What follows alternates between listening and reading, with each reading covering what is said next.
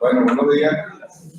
Muchas gracias por estar acá. Muy agradecido al padre Infante por tener la deferencia con nosotros de acompañarnos, de haber aceptado esta invitación. Muchas gracias también al rector del colegio, el padre Orbegoso, por estar aquí con nosotros. Y a la gente de Asia, ven acá, de Asia. Vale,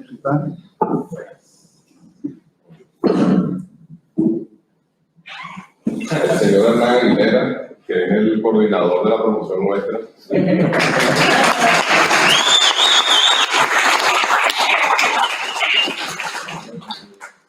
Estamos aquí en la Casa Loyola, que es un trabajo extraordinario que hizo un grupo de personas comandado por el padre Jesús Orbegoso.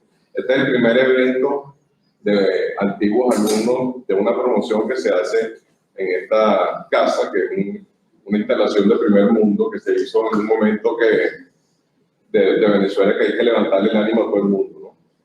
Y la idea de esta conferencia que tenemos hoy, que nos va a dar el padre Infante, justamente eso, levantarle el ánimo y levantarle el corazón a los venezolanos y a los antiguos alumnos. Estamos transmitiendo por YouTube a la gente, a todos nuestros compañeros que están afuera y a la gente que nos acompañó en la convocatoria, y deben haber unas personas en la parte en el exterior también viendo esto y en el interior de Venezuela. Entonces yo quería pasarle el micrófono al padre Orbegoso para que el padre Orbegoso nos explique un poquito cómo fue que nació la idea de esta Casa Loyola. un poco de trampa esto.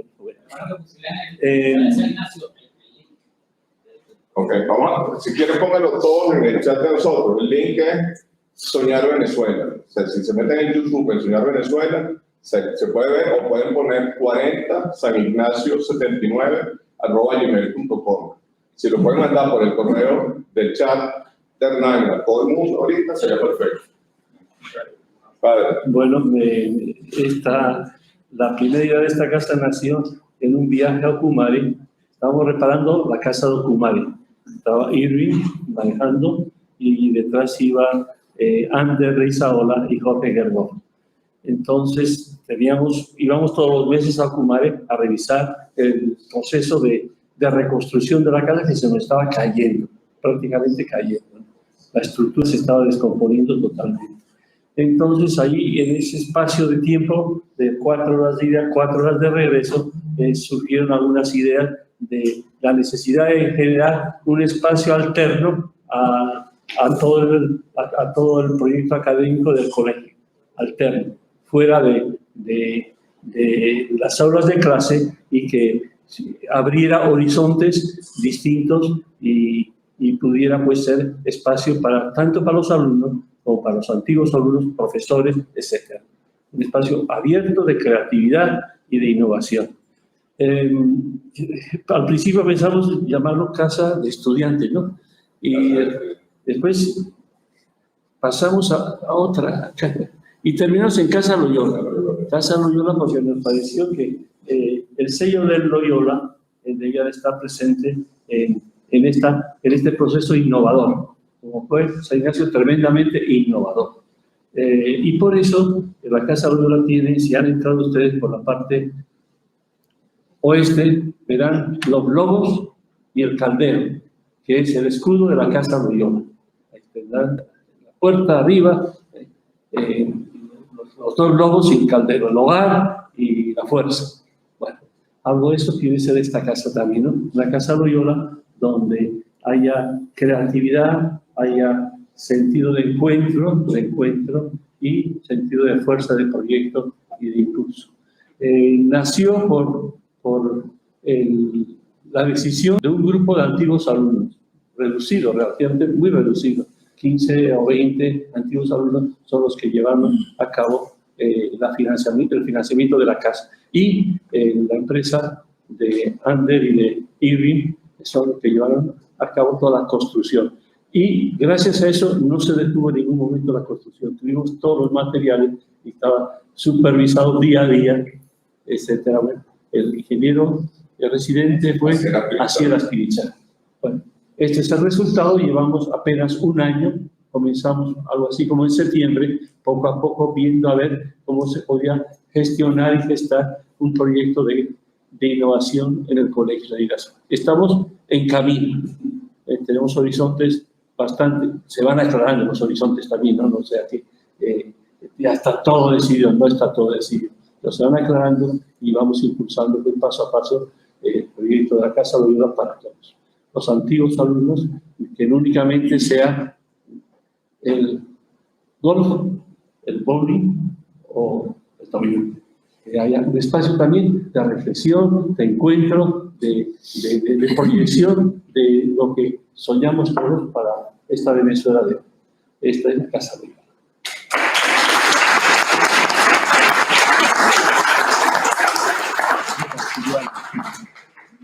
Yo no sé si el nombre de Fundafesi, o de Fundasi, que es como ustedes saben, la fundación que se encarga de tutelar un poco todas las iniciativas del colegio.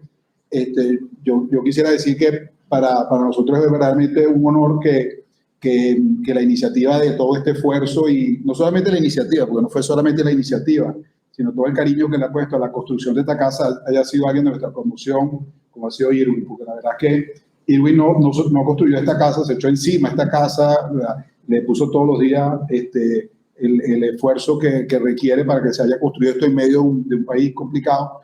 Así que, Irwin, la verdad que en nombre de todos y del colegio, no sé de quién es el nombre, pero verdad que muchas gracias, porque tú eres aquí de verdad.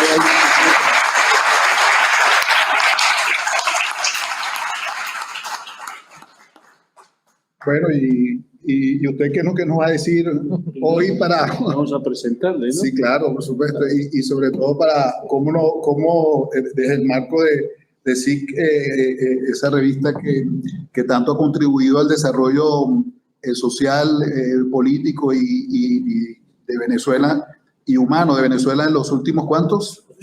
80 años.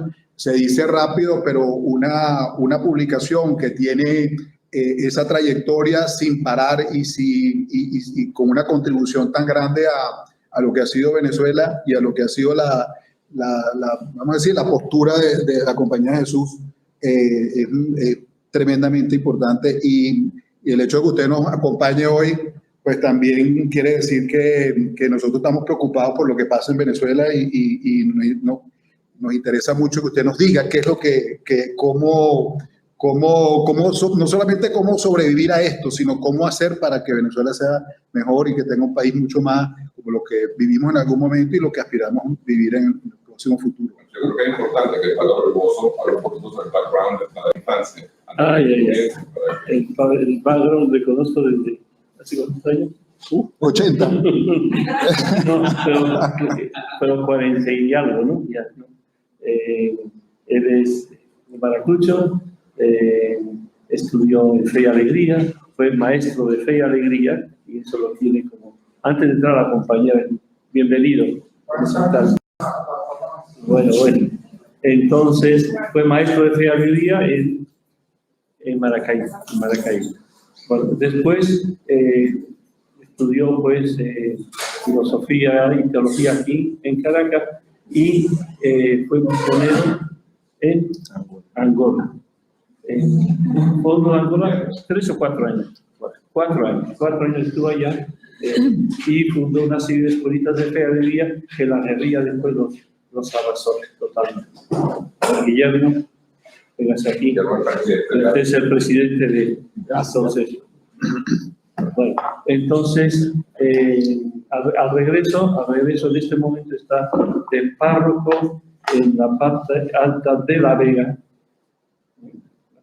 Las casitas se llaman parte alta de La Vega, y además es rector de Fe y Alegría de la zona, y tiene a su cargo supervisión o animación como 3 o 4 núcleos allí arriba, y es director de la revista SIC.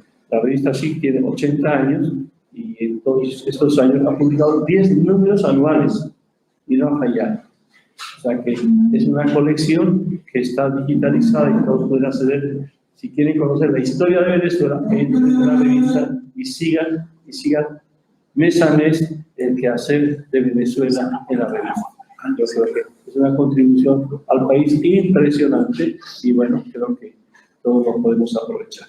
Bueno, Alfredo, aparte de ser amigo y al ser compañero, pues, les puede, vamos a esperar a que entre y se acomode.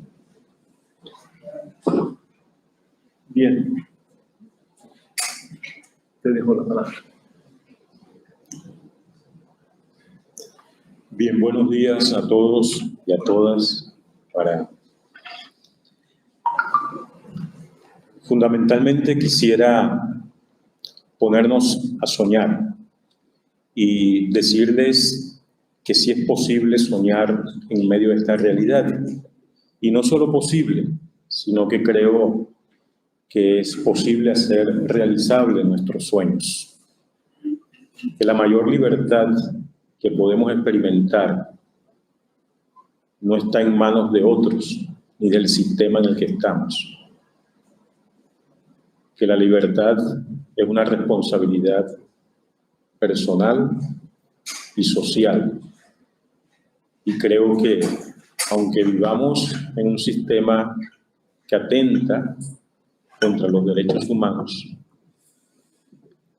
es posible soñar, porque no podemos entregarle nuestro corazón, nuestra conciencia a quienes quieren controlar nuestra vida. Y quisiera hablar desde allí, sobre todo desde la experiencia que vamos teniendo en la parte alta de La Vega, que creo que puede ser algo muy interesante como ensayo, laboratorio, de que es posible, en medio de la adversidad, apostar y realizar nuestros sueños, como en esta casa en la que nos encontramos.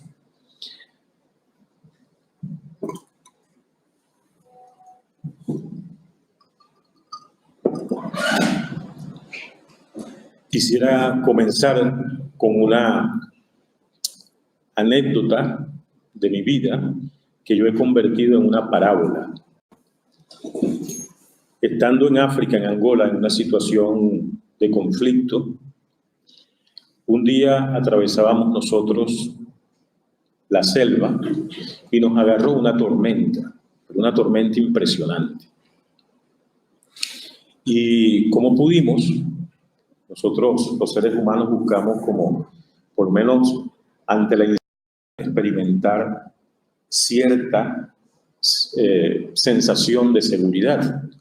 Y entonces yo recuerdo que a mí me tocó entrar en una chocita de esas que hacen los africanos en las zonas rurales, que en realidad no es ningún resguardo ante una tormenta, porque cualquier árbol que cae allí la destroza, pero por lo menos uno se siente resguardado.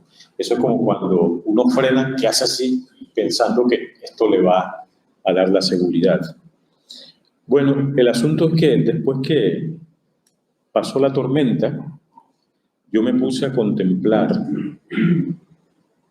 como buen jesuita, los efectos de la tormenta. Y comencé a descubrir allí una clave importante para la misión que para entonces tenía y que hoy he vuelto a recuperar porque creo que es clave también para nuestra misión como personal, familiar, hoy en Venezuela. Y que me puse a contemplar y descubrí que habían unos árboles que habían sido sacados de raíz por la tormenta. Otros árboles se habían quebrado en medio de la tormenta. A pesar de que eran árboles gruesos, se quebraron. Y habían un tercer tipo de árbol disperso, pero que estaba allí todo maltratado, espelucado, pero de pie. de pie. Esas tres imágenes yo me puse a meditarla y descubrí que las primeras que no aguantaron la tormenta y que salieron de raíz era porque le faltaba raíz profunda. Los segundos árboles que se quebraron, aunque eran fuertes y firmes y tenían raíces profundas, se quebraron. Se quebraron porque eran rígidos. Y los que lograron sobrevivir en medio de la tormenta fueron aquellos que combinaron profundidad de raíz y flexibilidad ante la tormenta. Creo que son dos claves importantes para afrontar la situación que hoy vivimos en Venezuela. La falta de raíz, pues ante la adversidad nos desarraiga. La rigidez nos quiebra. Pero si combinamos raíces profundas y flexibilidad, pues logramos afrontar la adversidad. No significa que no vamos a salir maltratados, porque esos árboles estaban bien maltratados, pero no se quebraron, ni salieron, ni fueron arrancados de raíz. Entonces son dos elementos. El primer elemento para mí es el cultivo de la espiritualidad. Es decir, si en medio de esta adversidad no nos tomamos en serio la vida interior, difícilmente podemos afrontar esta crisis sistémica que estamos viviendo. Y en segundo lugar, la flexibilidad.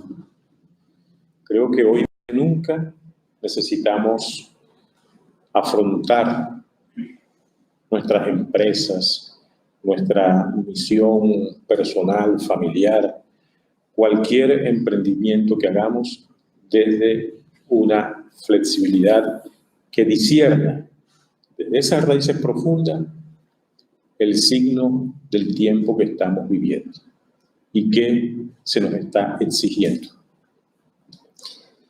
Entonces, a la luz de esta parábola, quisiera ir viendo algunas respuestas ante la adversidad que estamos viviendo. Me parece muy bien el hecho de que se haya comenzado este encuentro haciendo mención de que esta casa Loyola es un sueño en medio de un contexto adverso. Fíjense que Venezuela vivió momentos muy de auge y esto no existía. Y es justo en este momento de adversidad en el que se logra construir algo a la altura de los tiempos. Yo creo que esto también hay que leerlo de esa perspectiva. Es decir, la situación, por muy adversa que sea, por muy difícil que sea, no puede quitar nuestra capacidad de soñar y de construir lo que queremos.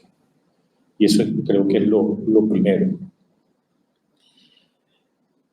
Hace unos años yo le pedí al padre provincial que me enviara a la parte alta de La Vega, una zona muy retirada de las dinámicas urbanas. Y lo hacía por dos razones. En primer lugar, bueno, porque cuando yo entré a la compañía entré con el deseo de ser misionero, y misionero en los lugares más difíciles y adversos. Eso es lo que ha movilizado mi vida. Y en segundo lugar, porque a lo largo de mi tiempo como jesuita he estado en esos frentes Y creo que hoy nuestro país, especialmente en esas zonas, necesitamos hacer propuestas de que sí es posible construir nuestro país desde los lugares más difíciles y desde la solidaridad. ¿Qué hemos presenciado en estos tiempos? Yo creo que hay dos dinámicas que son muy particulares y que se van afirmando, pero que son al mismo tiempo contradictorias. Por un lado, estamos experimentando hoy en día lo que en el Centro Gumilla hemos catalogado como un daño antropológico. ¿Qué es eso de un daño antropológico? Bueno, toda esta dinámica de la viveza criolla en un clima donde no contradictorio, donde hay un Estado de pretensión totalitaria, pero que al mismo tiempo, por esa pretensión, hay ausencia de Estado y hay totalmente una orfandad y un desamparo. Entonces las personas están quedando por sí mismas en una cultura de sobrevivencia en el que prevalece el sálvese quien pueda. Y esto está generando una desestructuración de dinámicas culturales muy propias nuestras. Y eso, en definitiva, va haciendo un daño en el sujeto humano venezolano.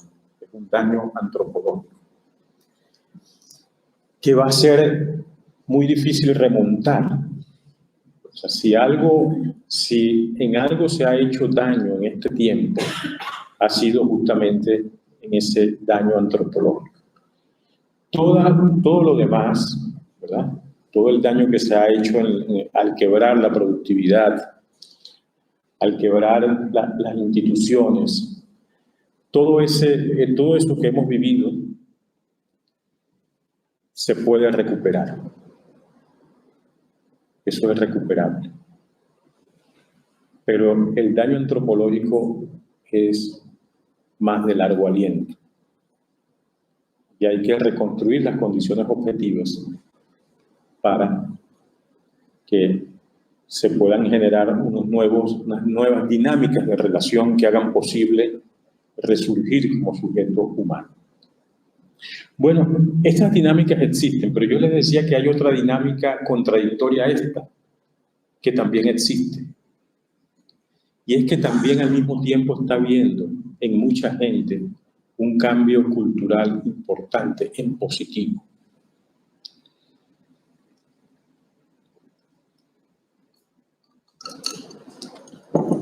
Para darles 3 ejemplos claros, que no son aislados, que son ejemplos que son indicadores de que en medio de esta adversidad están haciendo algo bueno y que tiene que ver con eso de las raíces profundas y de la flexibilidad.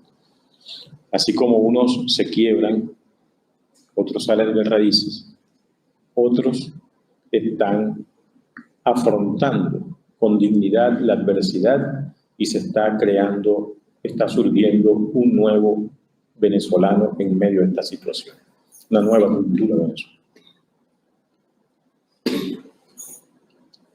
El otro día hablaba yo con un grupo de docentes, una directora de nuestras escuelas de la parte alta de La Vega me llama y me dice: padre, Natacha ha puesto la renuncia, una maestra de preescolar muy buena. Entonces yo voy a conversar con ella y las razones que ella me da, por supuesto, son razones de sobrevivencia total y sin duda alguna tenía toda la lógica dejar de trabajar. Sin embargo, yo me reuní con otras que estaban allí mismo cuando ella da su testimonio y a las otras yo le pregunto: ¿y a ustedes les pasa lo mismo? Y me dijeron sí. Y yo: bueno, ¿y ustedes por qué no se van?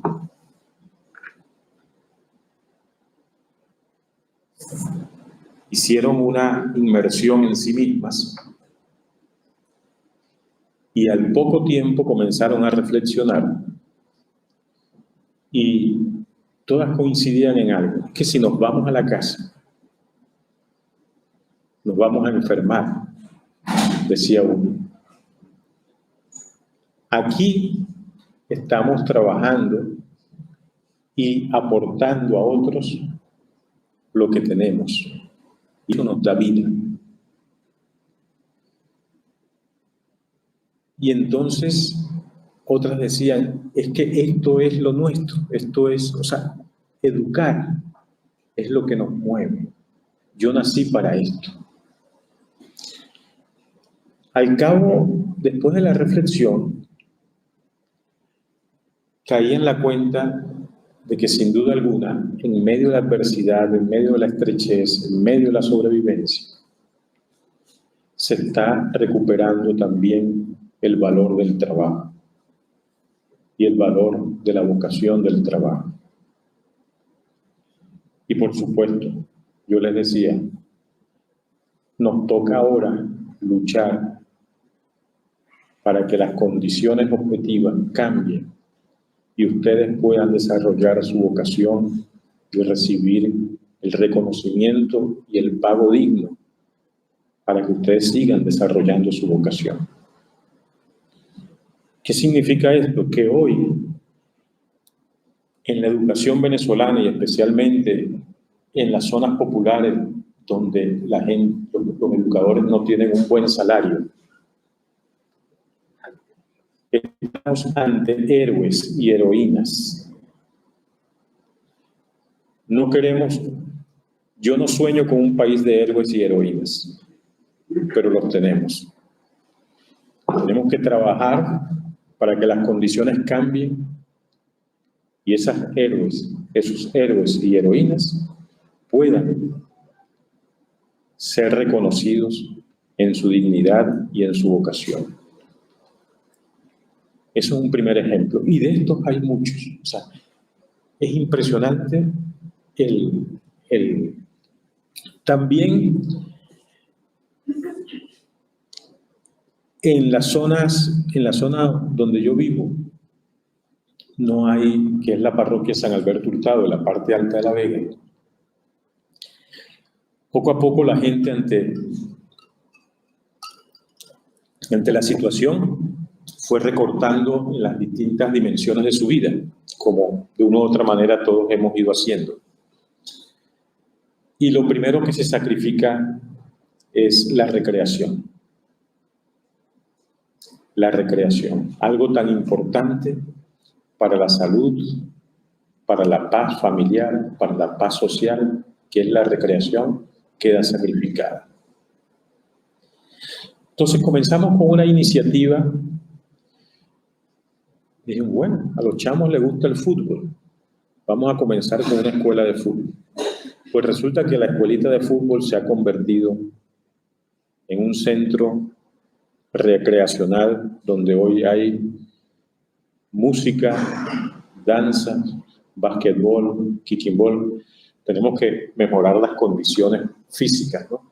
Pero todo el ambiente que se ha creado en torno a eso es un espacio verde, un oxígeno, y entonces, y con la conciencia además de la corresponsabilidad. En medio de esta situación difícil, la gente del mismo barrio dice, no señor, esto nosotros tenemos que aportar, y pagan su mensualidad. Y el otro día tuvimos un domingo en la tarde, la asamblea, habían alrededor de 300 representantes. Y era un poco ante la inflación, se estaban aportando 2.000 mensual. Nosotros dijimos, bueno, vamos a hacer la propuesta de 4 y 5. Y la gente dijo, no.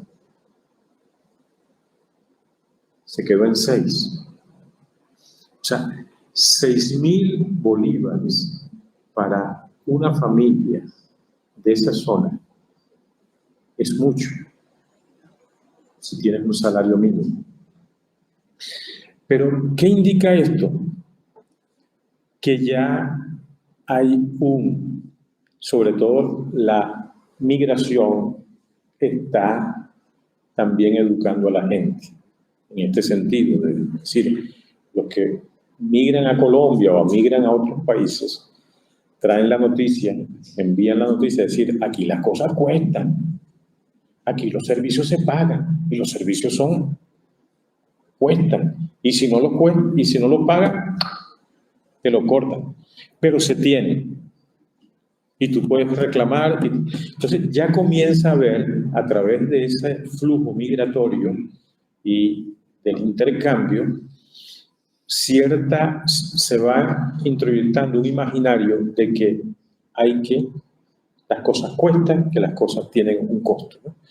Y la corresponsabilidad ante el asunto, ¿no? Entonces se está generando, por supuesto que con lo que se recoge no podemos hacer mayor cosa, pero es el signo de educación, y que si soñamos con un país donde haya un Estado no tan paternalista, sino donde haya una reciprocidad y donde el Estado tenga un nivel impositivo importante, ya esa cultura en el imaginario se está creando, o sea, que las cosas cuestan, y que el hecho de que estamos donde estamos justamente porque el Estado, en complicidad con la sociedad, se convirtió en una piñata. Entonces, que la piñata no ayuda a que haya país. Entonces, creo que por allí hay unos elementos bien, bien importantes. Entonces está surgiendo en medio de todo este deterioro y esta destrucción un nuevo sujeto, y que va a ser posible el restablecimiento de un Estado más justo y más corresponsable con los ciudadanos. Y creo que la conciencia de ciudadanía se está dando. Y otro elemento importante también es, por ejemplo, en nuestra parroquia, yo por ahí tengo unas imágenes que a lo mejor después podría mostrar. Hay un elemento en el que hemos hecho insistencia, y es lo siguiente: la política de este gobierno, de esta administración, a lo largo de este tiempo ha sido, en primer lugar, la mentira. ¿La mentira en qué ha consistido? La mentira tiene doble filo. Un filón es ideológico, para amalgamar a quienes comparten este proyecto político. Entonces la mentira funciona, crea un imaginario no real, pero que amalgama, consolida, le da consistencia a una visión país. Pero el otro filón de esta mentira es la difamación. ¿Y la difamación en qué consiste? Bueno, en erosionar todos los pisos de confianza. Entonces, el gran problema de este país es un tema de confianza, y la política del Estado ha estado fundamentalmente direccionada a erosionar la confianza. La confianza entre líderes. Si surge un líder, pues se busca estratégicamente a través de la difamación erosionar la confianza. Pero también la confianza entre los grupos, ¿no? Entonces ese doble filón ideológico para amalgamar y la difamación para erosionar la confianza. Ante eso, ¿qué tenemos que hacer los que estamos apostando por el país? Pues crear espacios de construcción de la verdad. ¿Qué significa crear espacios de construcción de la verdad? Pues necesitamos encontrarnos. Este tipo de eventos es muy importante. Necesitamos encontrarnos para conversar, para escucharnos, para dialogar. ¿Por qué?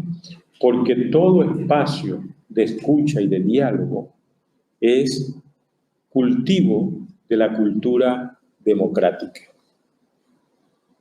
Entonces, en este tipo de atmósfera y de sistemas en los que vivimos, la posibilidad de que los ciudadanos se encuentren para conversar, para escucharse, para construir, para diseñar propuestas, es muy importante. Porque atenta contra una línea fundamental que es la mentira.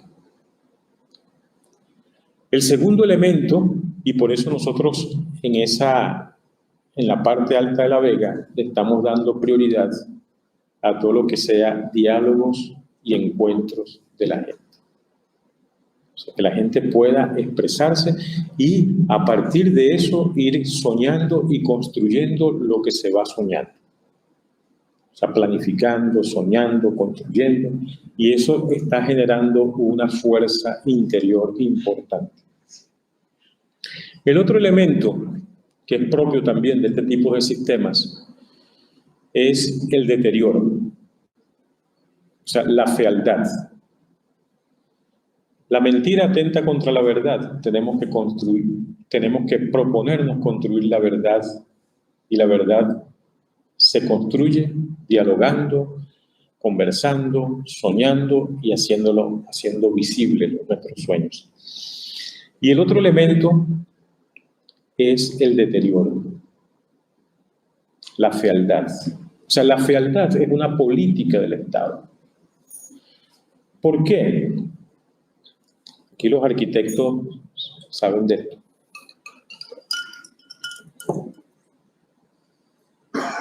La imagen moviliza.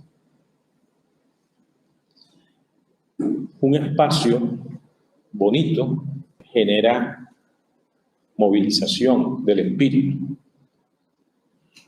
Pero si todos conocemos la experiencia cubana, la experiencia del este de Europa, lo propio de esos sistemas eran sociedades grises. O sea, era arquitectura. Yo me acuerdo cuando yo estuve en Angola, la ciudad de la Angola, el centro portugués, ¿sabes? La arquitectura portuguesa que tiene esa armonía con el mar, ¿no? Bueno, el centro de Angola es bellísimo. O sea, es como bahía, como río, ¿no? Ese juego con el mar. Entonces, es un espacio hermoso, pero totalmente destruido. Y entonces, la destrucción, la estética urbana, la arquitectura urbana, la destrucción, lo gris, desmoviliza el espíritu. O sea, desde el punto de vista de la psicología social, eso es un elemento que genera tristeza, desazón, desencanto.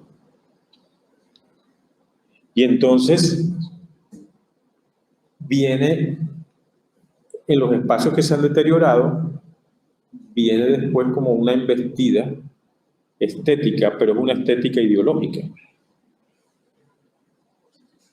para ir a través del arte y de la arquitectura también ideologizando.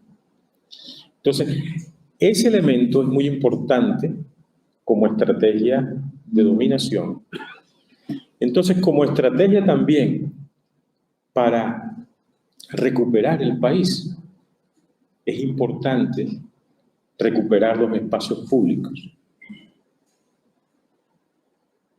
El deterioro del metro no es casual. El deterioro del metro es un signo de desmovilización y de destrucción también de la conciencia colectiva. Si uno va al Panteón Nacional y a toda esa zona que era tan bellísima, turismo, había Sabana Grande, todo eso se ha destruido, pero eso no es casual, no solamente es desidia. O sea, detrás de eso hay un imaginario es la inducción y la introyección de un imaginario de desmovilización. Entonces, la belleza arquitectónica es fundamental porque de una u otra manera es visibilizar el sueño y crear los espacios de encuentro. Entonces, ante la fealdad como política, pues tenemos que apostar a la belleza pública, a la construcción de la belleza pública como política. Y en ese sentido, pues tenemos que pensar nuestros espacios, tanto vecinales como, por eso lo de esta casa me parece importantísimo que sea en este momento, pero también los espacios urbanos, como el metro, como las plazas de los metros y todo eso. Entonces, tenemos que comenzar a trabajar en eso. O sea, no podemos esperar que haya un cambio político para entonces ponernos a crear eso. Tenemos que tener esos planes, porque desde el punto de vista del inconsciente colectivo, los espacios verdes y la belleza pública es importante. Si vamos a ciudades como Medellín, Bogotá, todo esto, son ciudades que han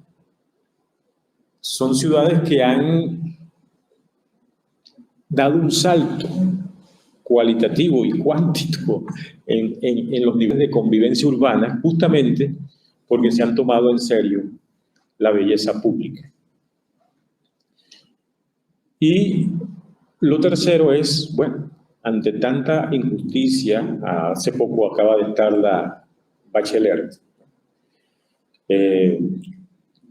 cuando al estar allí en ese espacio y escuchar todo lo que está sucediendo en el ámbito de los derechos humanos, uno dice, bueno, aquí hay la maldad es una política de Estado. Cuando se habla de crimen de lesa humanidad, se habla, bueno, de la maldad como política, porque implica que hay sistemáticamente y universalmente un patrón para hacer daño a la persona humana, a la comunidad, a la sociedad. Ante eso, ¿qué hacer? San Pablo decía que el mal había que vencerlo a fuerza de bien. Entonces, la solidaridad de grupos como ustedes, que han tenido la suerte, ¿verdad?, gracias a Dios, de formarse, de emprender, pues la responsabilidad empresarial es fundamental. No solo para la Venezuela que esperamos que llegue, que cambie, sino desde ya.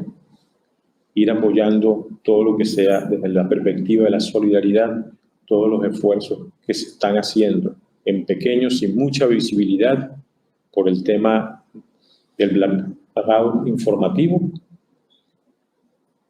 pues que podamos generar redes de solidaridad para que el bien que está amenazado por una política de Estado que tiene sistemáticamente el mal como divisa, pues podamos resistir haciendo el bien. Ahora, esto solo es posible, la construcción de la colectiva de la verdad, la construcción de la belleza y el bien, solo es posible desde la clave que yo les decía al inicio. Cultivar la interioridad para no desarraigarnos y discernir el signo del tiempo desde esas raíces para tener la flexibilidad y seguir apostando y soñando por nuestro país. Que así sea.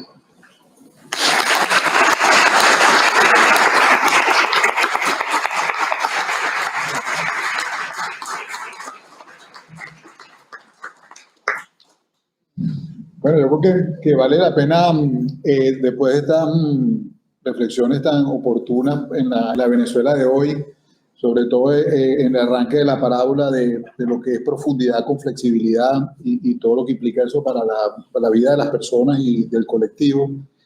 Yo creo que deberíamos, después de esto, no perder la oportunidad de que hablemos, pues, ¿no? Y que nos cuenten un poco lo que piensan. Quisiera empezar por el presidente de Asia, recién electo, que nos digas que desde la óptica de lo que estás representando, que es un colectivo inmenso y tan importante, que ves de todo esto. Con el micrófono que tiene el padre enfrente, se oye todo. Puedes hablar desde tu puesto y se oye perfectamente para los que están viendo la transmisión en YouTube, desde ese micrófono. El micrófono que tienes en la mano es para la sala nada más. Ok. Bueno, primero pues, agradecer la presencia y agradecer a la promoción, ¿no? Esto... 7-9, que quede claro. Sí, 1979. No te confundas. No, promoción 48, que sé yo, que sería la promoción 1979, que quede claro para la futura generación. Realmente es una feliz coincidencia, ¿no? Yo al padre Alfredo le escribí hace unos 8 meses, desde la fundación que se generó por antiguos alumnos, que se llama Alumnos San Ignacio. ALSI está en Estados Unidos, y hemos venido tocando muy fuertemente el tema. En una reunión con el padre provincial, él me hablaba no solamente de Fe y Alegría, no me hablaba solamente de su obrero de Ocasa, sino hablaba de las parroquias. En un momento yo le escribí, mire, Guillermo Ochoa y tal, ¿usted quién es? Yo soy el gerente general de ALSI, pero soy un antiguo alumno del Colegio San Ignacio. Después no pudimos tener la relación, pero efectivamente los espacios se están dando. Los espacios se están trabajando y la iglesia afortunadamente ha tenido mucho que ver en esta generación de espacios para la reflexión y para el encuentro. Ayer estaba un antiguo alumno mostrándome un video de la actividad que lleva el padre Luciano en Antímano, que es salesiano y que tiene que ver, y tiene también a unas personas que son de la comunidad ignaciana. O sea, realmente yo me siento agradecido porque veo que lo que nos han sembrado los padres jesuitas, pues realmente está en estos momentos de honda crisis, está aflorando. Aparte de todo, los latinoamericanos ignacianos voltean a ver a Venezuela, nos están buscando, hay actividades y propuestas interesantes en España, en Ecuador, en Chile, para buscar apoyar en todo lo que se pueda a Venezuela. A nivel de provincia, ya ha habido una reunión importante en Lima para apoyar a la provincia venezolana, pero los antiguos alumnos también de todos esos países están tratando de buscar el acercamiento a los proyectos que tengamos en Venezuela.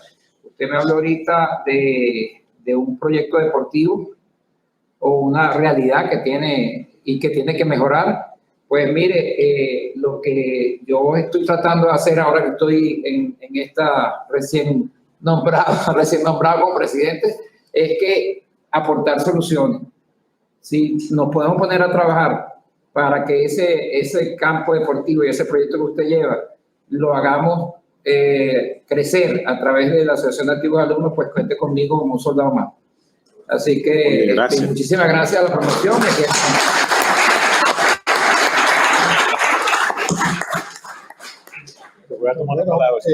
Yo creo que sería muy triste que después de esta excelente conversación y sobre un tema que yo creo que quedó en el fondo, que es la capacidad de soñar y construir, ¿no?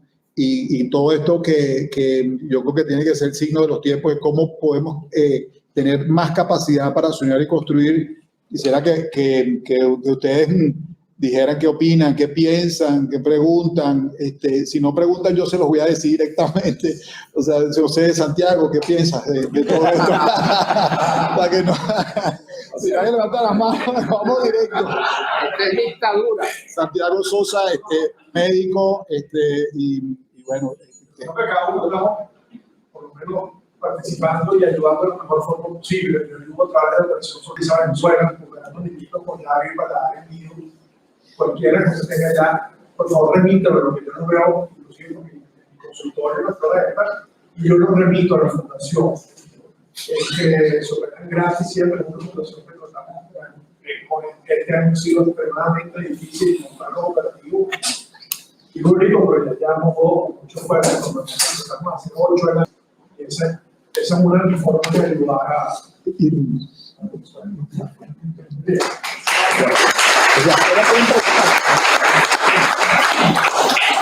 ¿Quién más? Yo quería decir una cosa. A mí personalmente me parece muy oportuno. Sí. Cuando hablamos de la solidaridad, me parece bien interesante que cuando no se entiende como algo extra, ¿verdad?, de lo que se es y de la vocación que se tiene.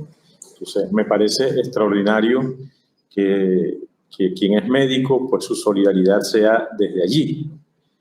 Y quien es ingeniero, pues desde lo que es. Eso me parece que creo que es lo más importante, ¿no?, para no dispersarnos, sino desde lo que somos, aportar. Muchísimas gracias por ese dato. ¿Quién más? Huayca. Bueno, vamos a aprovechar de saludar de Arechavaleta al padre Pedro Galdo. Muy Yo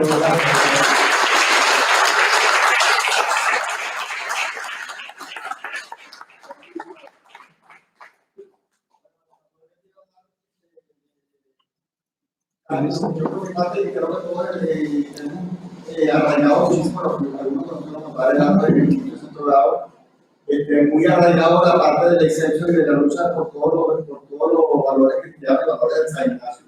Y yo de verdad que eso lo aprecio mucho. Hoy en día todavía me pago el objetivo. A veces que es una teoría, pero yo me dedico siempre a la fecha a explicar la situación del país, de cómo puede salir adelante, de darle consejos y siempre dentro de esa misma que nos está rodeando, eso lo agradezco muchísimo.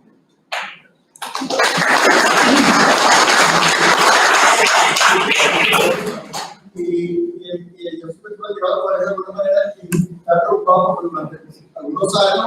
Yo sentí que el colegio se había desviado por una reunión como ahora no me gustó y también creo que la está más orgulloso porque he visto que el colegio formaba un grupo que es gracias. ¿Qué piensa, Huayca? Sí, claro. Yo lo que estoy muy de acuerdo con el yo agregaría algo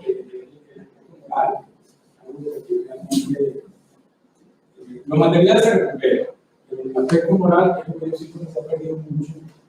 Es lo que hay que buscar como la forma de recuperarlo en el menor tiempo posible. Yo, los principios, por supuesto, es algo que nos enseñaron aquí en el colegio, que uno lleva dentro. Es una base importante para estos tiempos que estamos enfrentando. Pero hay que buscar la manera de que el entorno, digamos, mejore en ese sentido o lo queremos recuperar, esos valores que se han perdido. Un poco eso que yo quería ahí.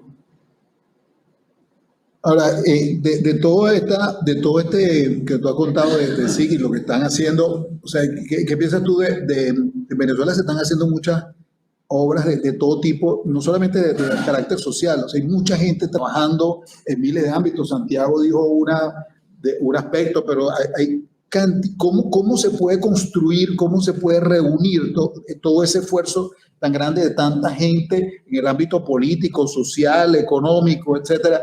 Tú decías los héroes, heroínas que están en todas partes, pero yo cada vez que paseo por una calle y veo que abre una tiendita, un negocio, ese es un héroe que también está ahí. O sea, ¿qué piensas de toda esa se está dando, pues, ¿no? Sí, yo creo que uno de los puntos, y que decía anteriormente, es el tema de la confianza. O sea, donde hay confianza, fluyen las transformaciones.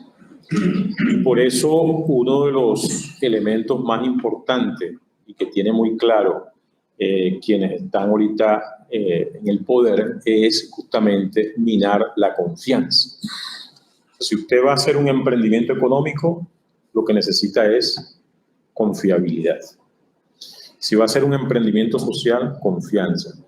En la familia también la confianza. Entonces, creo que uno de los elementos más importantes para que todas estas iniciativas, desde las distintas dimensiones que se están dando, desde los pequeños emprendimientos en lo económico, la gente que sigue apostando al país en medio de toda esta adversidad a nivel incluso económico, social, el desafío es cómo restablecer los vasos comunicantes de confianza. Yo cuando me fui a La Vega, la parte alta de La Vega, la parroquia San Alberto Hurtado, una de las cosas que vi como clara era esto, ¿no? O sea, que iba conversando con mucha gente de distintos tipos y la gente con muchos sueños. Pero sin embargo, lo que no había era como quién canalizara qué vasos comunicantes de la confianza se generan para que haya fluidez y eso que se sueña, que se desea emprender, que se desea construir, pueda objetivamente realizarse. Entonces comenzamos con eso. O sea, ¿y cómo se construye la confianza? Bueno, encontrándonos. Fíjense que en los procesos de conflictos, en los que yo he estado por misión de la compañía, de una u otra manera, he sido testigo de esos procesos. Los conflictos se resuelven fundamentalmente encontrándose, dialogando, conversando, negociando, para ir venciendo el fantasma de la desconfianza. Y lo más importante es, estemos donde estemos, cómo restablecer vasos comunicantes de confianza para hacer posible el país. Alfonso. Quiere pegar un poquito, se está viendo mal en el... Acércate al micrófono donde está el padre. Párate aquí, parado. Pregunta parado ahí. Exacto. Una reflexión a su parábola. Los tres elementos yo coincido perfectamente. Habría un cuarto elemento que me gustaría saber cómo lo maneja usted. Esa tormenta cuando pasa tiene una temporalidad. Probablemente esa tormenta dura 15 o 30 minutos y muchos de esos árboles que sobrevivieron caen. Yo lanzo esto como una inquietud. Muchas veces en los procesos sociales, la confianza y los procesos de adaptabilidad son positivos, pero llega un punto en el que empieza a ser dañino hasta la propia persona o grupo social que se adapta a condiciones que probablemente sin darse cuenta son insoportables. Entonces, retomando, ese cuarto elemento en la parábola de usted, ¿cómo manejar el tiempo? Que esa confianza perdure en el tiempo, ¿en cuánto tiempo? ¿Cómo hacer procesos que sean un poco más expeditos para que en el tiempo se den algo más rápido, no rápido ni mañana, pero lo suficientemente rápido para que esos árboles que resisten las tormentas no le venga una tormenta tan grande y los termine de derrumbar?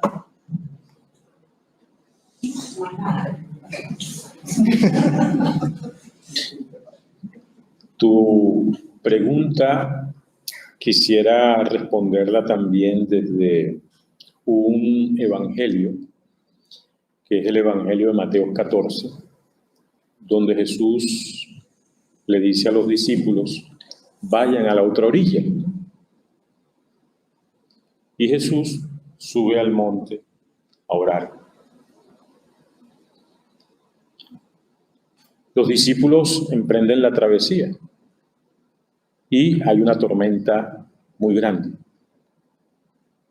Dice el Evangelio, vientos contrarios, olas encrispadas, y la barca comienza a tambalearse y ellos comienzan a tener el miedo de hundirse.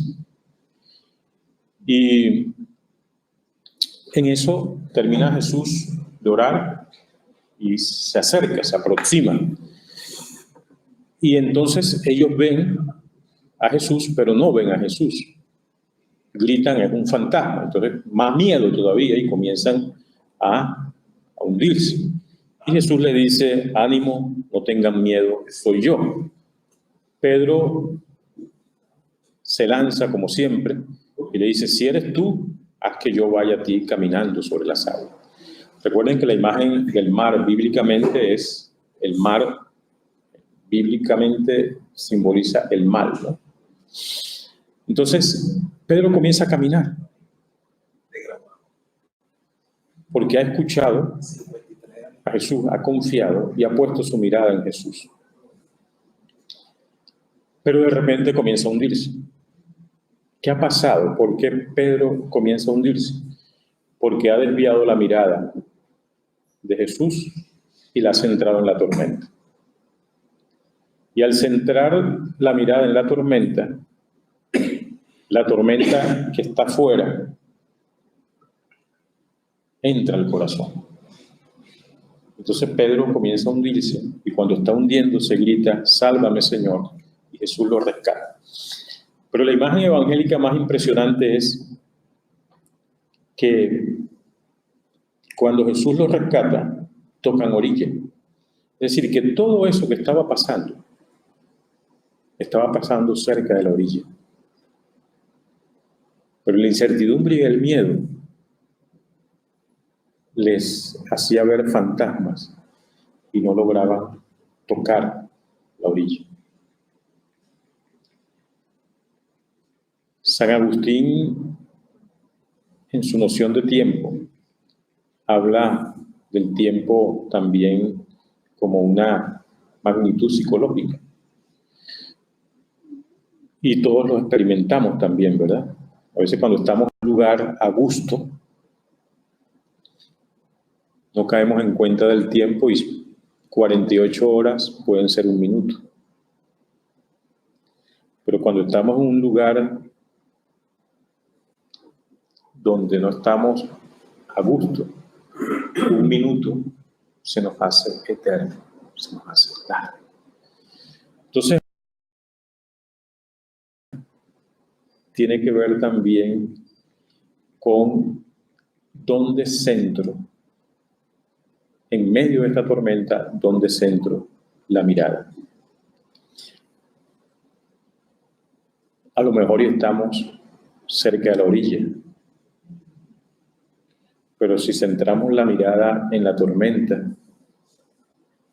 va a crecer nuestra incertidumbre y los miedos y vamos a estar patinando en la orilla sin ponernos de acuerdo. Entonces, digo esto porque, por supuesto, la pregunta es muy clave. La tormenta hace daño. Y por eso yo decía que los árboles que quedaron estaban maltratados, estaban dañados, o sea, estaban heridos, pero estaban de pie. Y creo que en este momento clave es dónde ponemos la mirada para desde allí asumir la tormenta. Y dependiendo de dónde pongamos la mirada y de dónde asumamos la tormenta arrasará con nosotros o podremos tocar la orilla a la que Jesús nos señala. Es lo que puedo decir.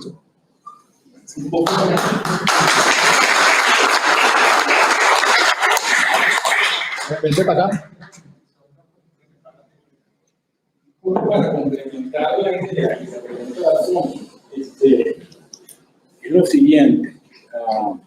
Con respecto a los árboles, Alfonso,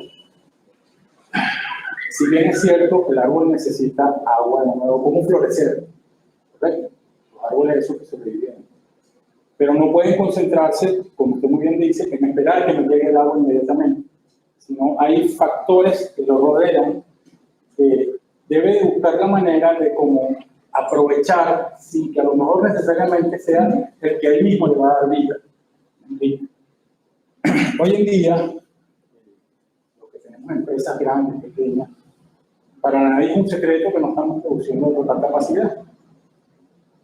Hay un tiempo sobrante, una semana, particularmente nosotros lo estamos aprovechando buscando conocimiento, buscando alternativas de mejora para la producción o para la empresa. Es decir, preparándonos un poco o concentrándonos un poco en lo que va a venir. Esperamos que venga pronto. Estamos haciendo webinar con otras empresas del sector en donde compartimos ideas y buscamos afianzar un poco lo que sería el control propio de la industria, del proceso de fabricación. Es un poco eso, es no pensar en que, oye, no estoy vendiendo lo que debería vender, sino es concentrarme y buscar la oportunidad aliándonos con otras empresas para que en algún momento, o en el momento menos esperado, podamos tener ese arranque. Esa es la forma como nosotros estamos manejando el libre que nos está quedando en la empresa. Por allá atrás, Muy bueno, gracias. Manuel Felipe.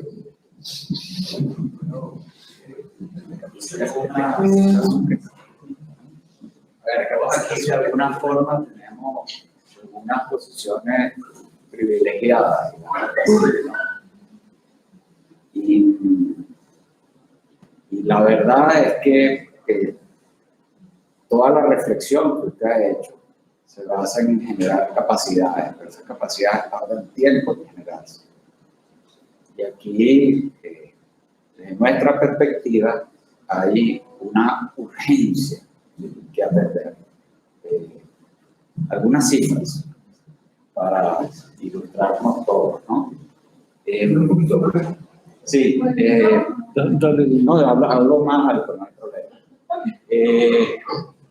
El año de mayor pico de consumo de alimentos procesados en el país fue el año 2012. Se consumían 1.200.000 toneladas mensuales, más o menos 1 kilo por persona por día. Si cualquiera de nosotros saca la cuenta de cuánto consumen, por ahí anda la cosa. ¿Sí? Nosotros privilegiados.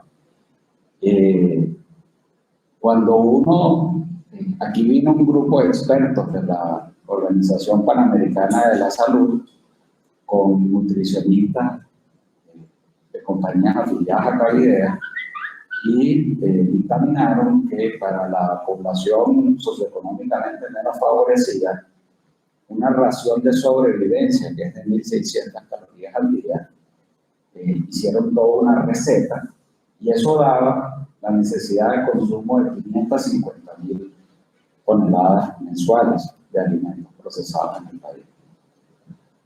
En el último trimestre del 2018, el consumo había bajado de 1.200.000 toneladas en el año 2012 a 600.000 toneladas. Estábamos justo en el umbral por encima de la ración de supervivencia, sobre todo para la población de lo que llaman clases sociales C, D. Bueno, la mala noticia es que en el último trimestre el consumo de alimentos procesados en el país está en el orden de 350.000 toneladas mensuales. Entonces, aquí no hay que entrar en la discusión académica sobre si hay crisis humanitaria o no hay crisis humanitaria. Es obvio que en este país hay hambre. Y de acuerdo a la Organización Panamericana de la Salud, una ración de 1.600 calorías por un espacio de más de 7 semanas comienza a causar daños irreversibles fisiológicamente. Los médicos lo sabrán, por supuesto, mucho mejor que yo, ¿no? Entonces, realmente en el país hay una emergencia. Entonces, mi gran duda es que aquí se necesita actuación pronta, porque ya estamos en niveles de irreversibilidad de la situación. Por supuesto que hay que trabajar en toda la siembra de capacidades y de competencias de la gente, de los pequeños grupos, de los encuentros y todo eso, pero y allí es donde yo entro en la reflexión que podemos hacer nosotros, los que de alguna manera tenemos posiciones un poquito privilegiadas para coadyuvar en eso. Porque aquí el tiempo va en contra de esa posibilidad. Esa es mi reflexión. ¿No?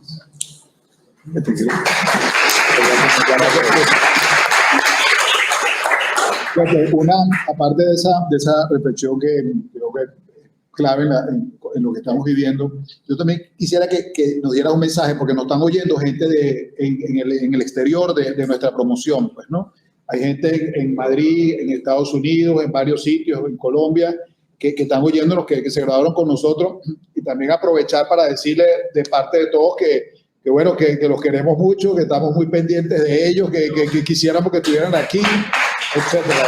¿No? Aprovecharlo, pero yo también creo que es interesante un mensaje para los que se fueron, para los que están afuera, porque esa gente que está afuera también están pendientísimos de lo que está pasando aquí, están más aquí que allá. Entonces uno recibe las noticias de ellos, de lo que está pasando aquí antes de nosotros mismos, están angustiados y todo ese talento que se está desarrollando allá, que quisiéramos que en algún momento estuviera aquí. Entonces, si puedes comentar un poco esos dos capítulos, pues, ¿no? Agradezco muchísimo la participación de Manuel Felipe. Yo una de las áreas en las que me he desempeñado justamente en el área humanitaria, ¿no?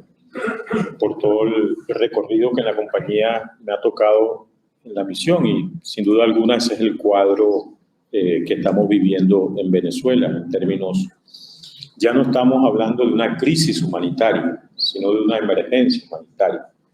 Las crisis humanitarias y la emergencia humanitaria tienen como denominador común que la vida está amenazada.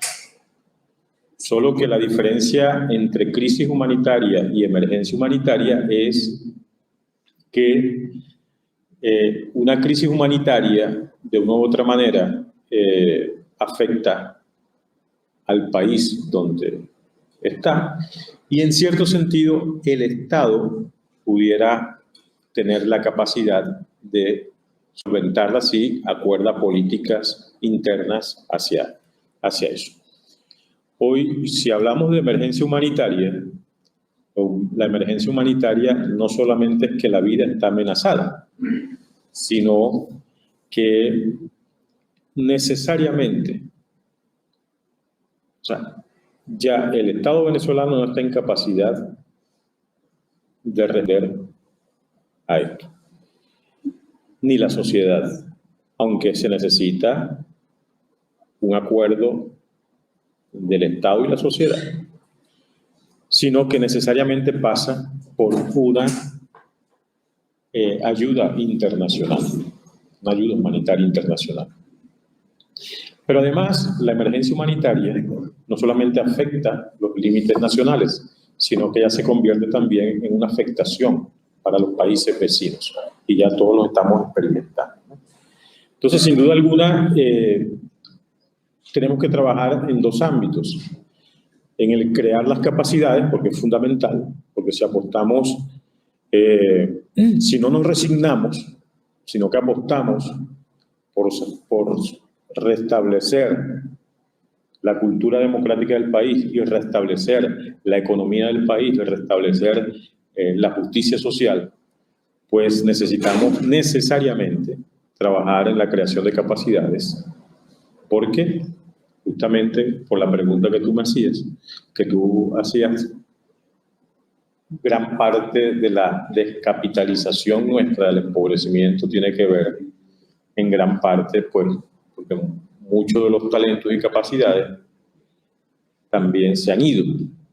Aquí quedamos muchos y nos toca asumir lo que tenemos y responder.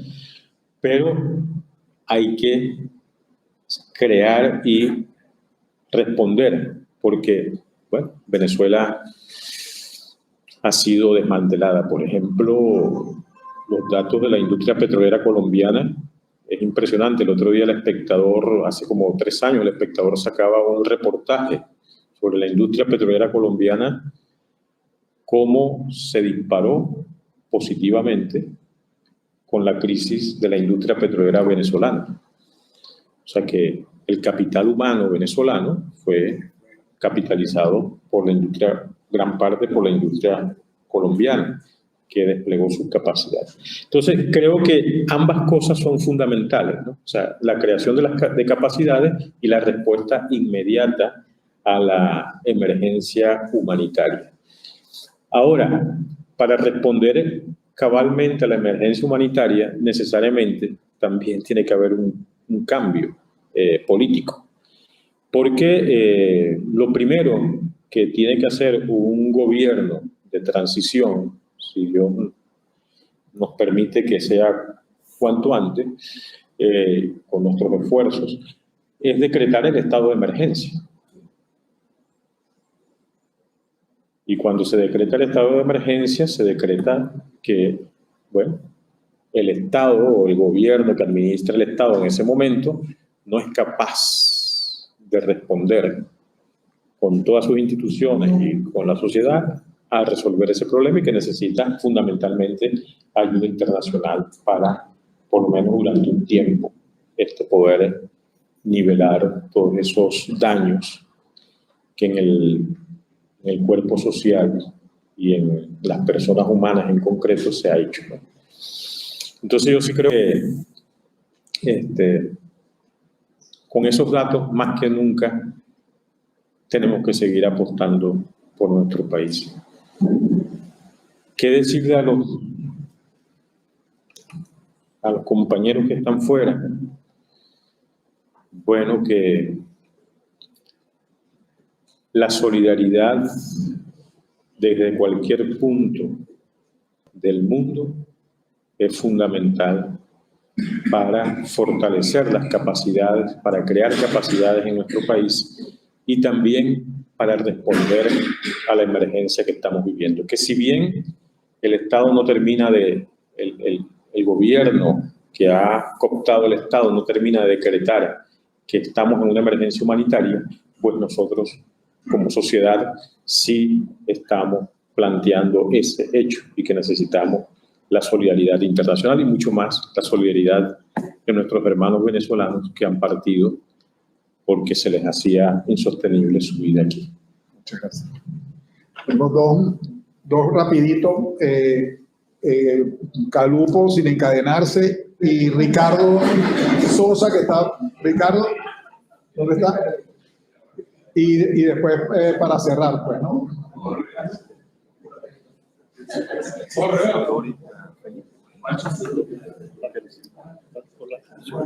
Yo quisiera empezar por decirte que también te quiero mucho, Juancho, y lo que quiero comentar es que, padre, usted nos ha dado una reflexión sobre una realidad que todos sabemos que existe, pero tan cruda como la has comentado y la has reflexionado tú, imposible. Yo me quiero poner en la punta de este pequeño grupo que somos bastante unidos y quiero que sepas que puedo decirlo, así gente piense que no es así, lo digo personalmente, queremos ser un granito de arena para aportar a la ayuda de lo que está sucediendo. Estamos claros que es una cosa de hacerlo ya, no de pensar y razonar a ver cómo podemos lograrlo. Así que en nombre de todo este grupo de señoritos y señoritas que están aquí presentes, quiero que cuente con nuestra ayuda, ¿ok? Gracias.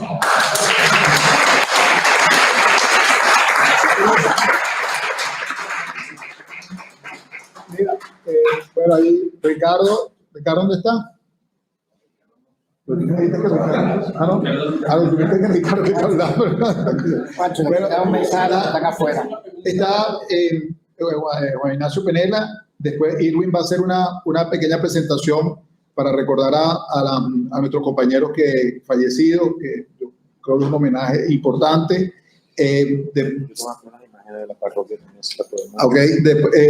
Podemos cerrar la comunicación con el exterior, pero podemos quizás seguir hablando y quisiéramos que nuestro querido padre Galdo nos diera una bendición a todos al finalizar, ¿no? Así que, Juan Ignacio, aquí.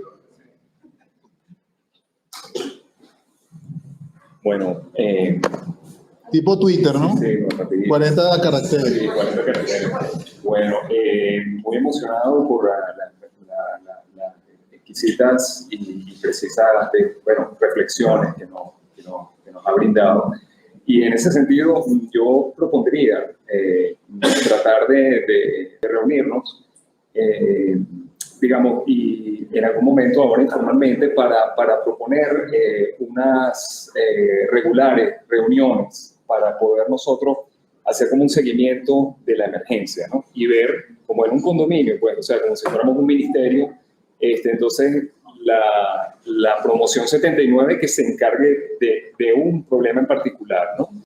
De repente las diferentes promociones, ¿verdad?, que se puedan encargar de un solo problema, ¿no?, de un granito de arena de cada uno de nosotros, pero hacerlo, como dice Manuel Felipe, con sentido de urgencia, como un tanque de oxígeno de un buceador que no nos queda demasiado. Ahora vienen las vacaciones y la migración que se espera y que se proyecta es gravísima, entonces nos vamos a quedar con mucha menos gente y más grave se va a tornar la crisis. Entonces yo propondría que, bueno, aparte del maravilloso evento que estamos teniendo hoy, oye, que lo aterricemos, ¿vale? Y que los que quieran, de verdad, o sea, no es obligatorio, pero los que quieran, oye, que nos pongamos a reunirnos en esta maravillosa casa, por lo menos, ¿qué te diría yo?, una vez al mes, para ver qué podemos aportar. Eso es gracias.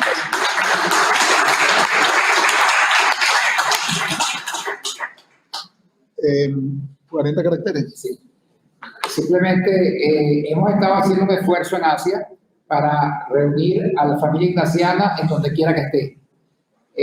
Se está buscando a todos aquellos que están afuera, y quiero aprovechar que en YouTube está mucha gente conectada, para que se organicen y busquen a los compañeros de las distintas promociones donde estén, porque la idea es precisamente lo que acaba de decir el padre, la solidaridad. Entendemos que la gente no se podía quedar en Venezuela, pero allá donde están pueden ayudar a Venezuela muchísimo más que estando aquí adentro.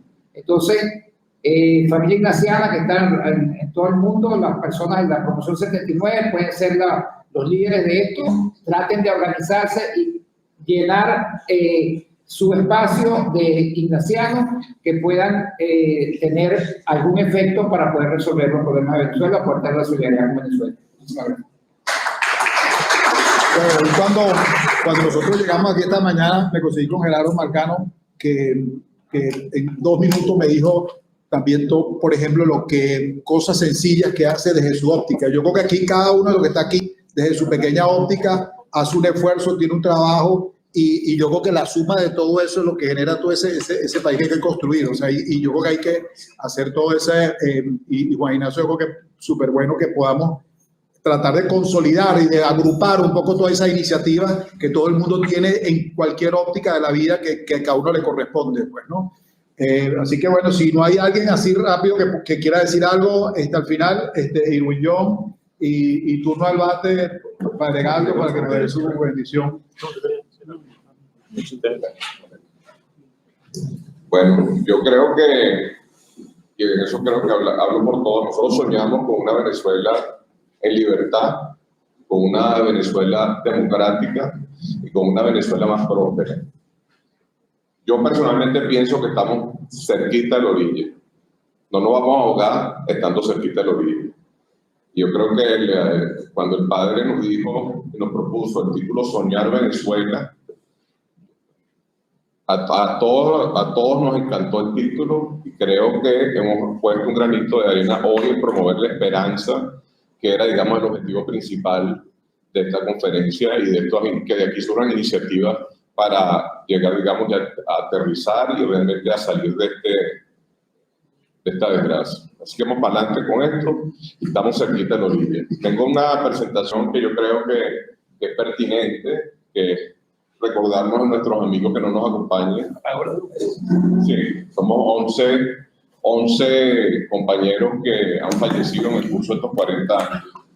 Entonces, yo voy a hacer un resumen, un resumen de la conferencia y se lo paso. ok, perfecto. Entonces vamos a aceptar esto para ver esto.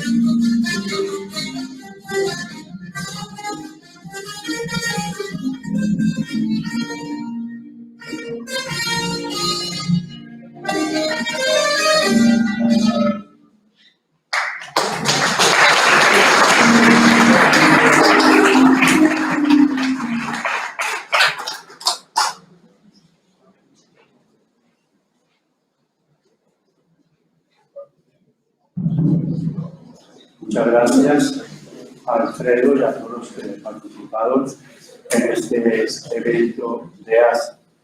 Que en verdad esta reunión nos sirva a todos para hacer un programa de acción, ya pues en las reuniones de Asia como en cualquier otro momento. Por eso, pues, muchas gracias por haber participado con Asia. Siempre arriba, siempre adelante. Amén. Amén.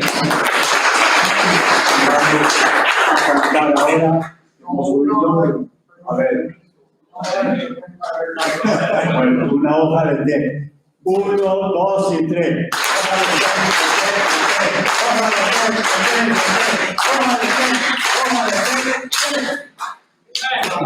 Muy bien.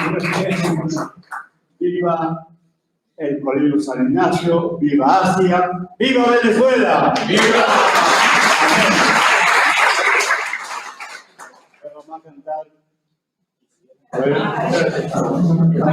Brevemente para algunas imágenes de la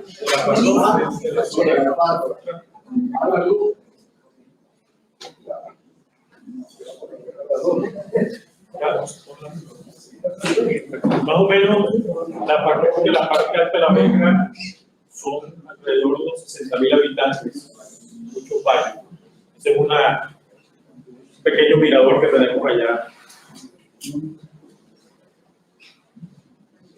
Uno de los espacios muy importantes ha sido el cultivo de la fe y la generación de comunidades de fe. Está ayudando mucho a la gente como para, yo llamo espacios oxígeno y espacios verdes. Tenemos entre comedores comunitarios en alianza con Alimenta la Solidaridad, un programa de Caracas Convive, y junto con el dividendo voluntario de la comunidad en nuestras escuelas, estamos de lunes a viernes dando alrededor de unos 2.000 almuerzos, comidas a los niños de la parte alta. Y para completarlo, el mismo programa está haciendo 8.000 comidas en toda Caracas. Sí, ahí tenemos dos programas, o sea, uno que son en alianza con Alimenta la Solidaridad, que son 4 comedores, después las escuelas, ya con otras alianzas, otras organizaciones, y entre todos estamos, con Alimenta la Solidaridad tenemos como unos 600 atenciones, y con las otras organizaciones y empresas agrupamos más o menos alrededor de 2.000.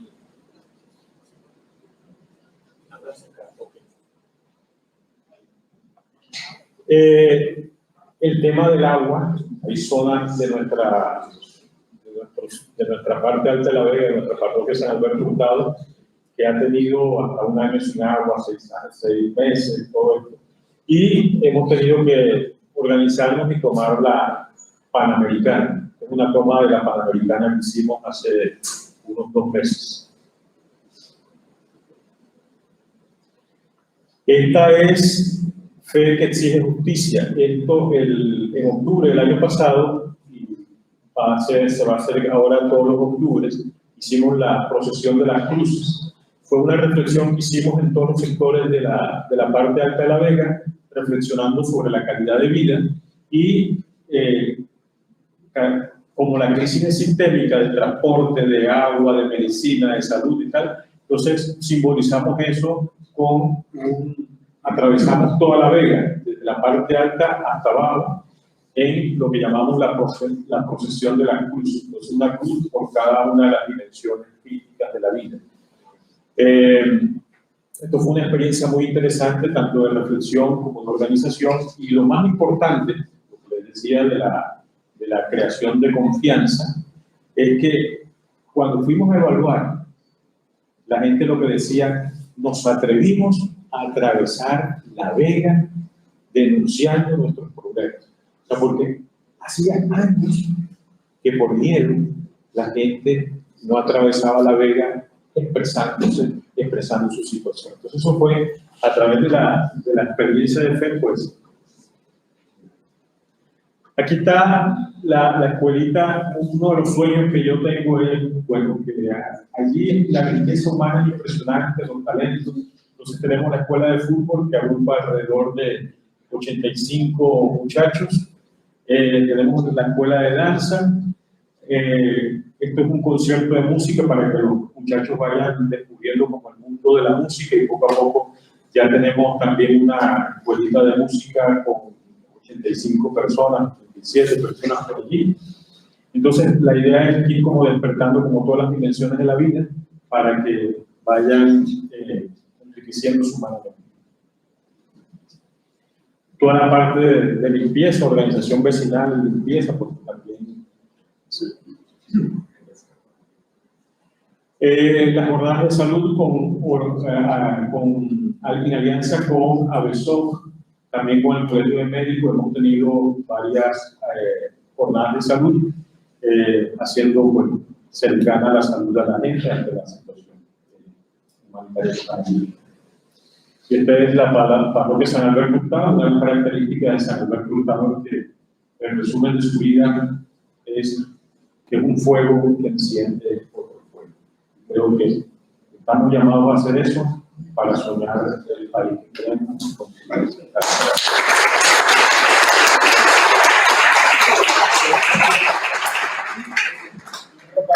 Para cerrar, nuestro querido padre Galdo, antes de saludar a todos los que están afuera, que se han conectado, tanto de la promoción C9 como de todas las otras promociones, que queremos que estén pronto aquí, lo necesitamos, y como decía Irving, estamos en la etapa final de esta tragedia, y queremos que todos contribuyan en este esfuerzo. Así que para mejor despedida que el himno.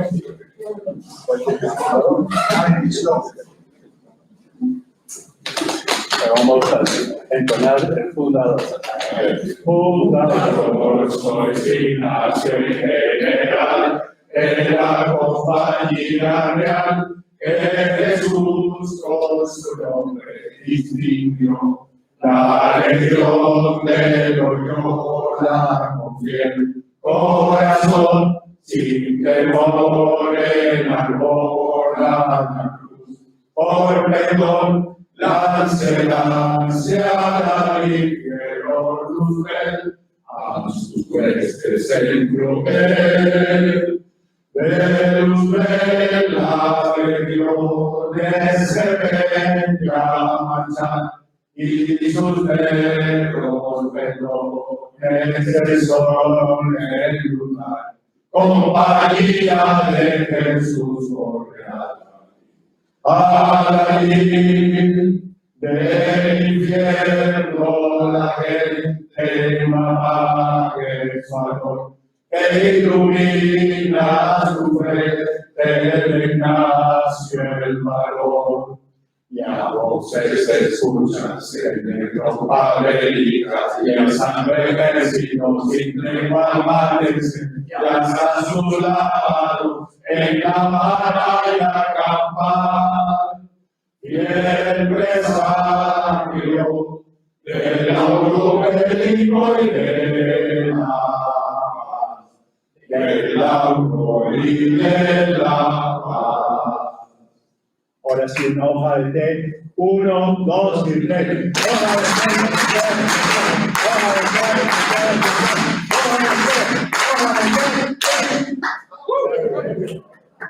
Felicidades y muchas gracias. Amén.